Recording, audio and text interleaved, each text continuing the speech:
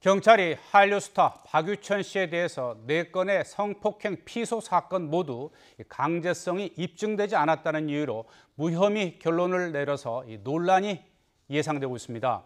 경찰은 박 씨에 대해서 일부 여성들과의 성매매 혐의를 적용하는 것을 검토하고 있다고 합니다. 취재기자 연결해서 자세히 알아봅니다. 오태인 기자. 네, 서울 강남경찰서입니다. 네, 그동안 굉장히 논란이 많았고 언론의 보도가 많이 됐었는데 이 박유천 씨에게 혐의가 없다고 판단하는 이 근거가 뭔가요?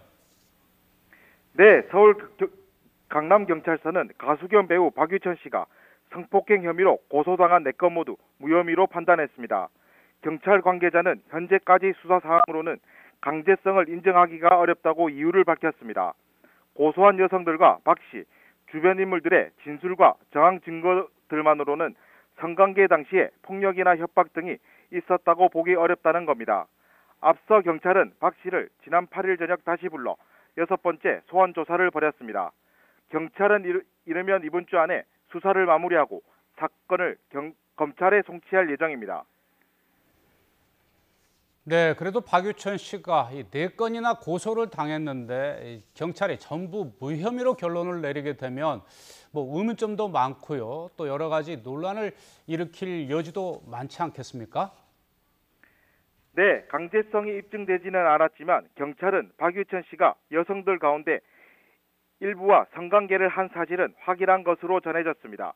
그래서 일부 여성들과 박 씨에게 성매매 혐의를 적용할 수 있는지 검토하고 있습니다.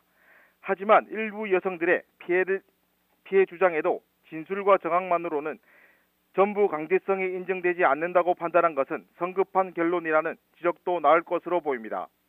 이 밖에 박 씨는 자신을 처음 고소한 여성과 2번째 고소한 여성을 무고 혐의로 맞고소했는데요.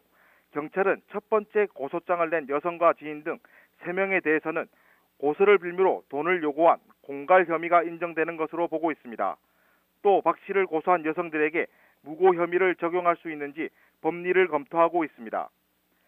박 씨에 대한 경찰 수사는 조만간 마무리되지만 의문이 남는 만큼 향후 검찰 수사로는 어떤 판단이 나올지 지켜볼 필요가 있습니다. 지금까지 서울 강남경찰서에서 YTN 오태인입니다.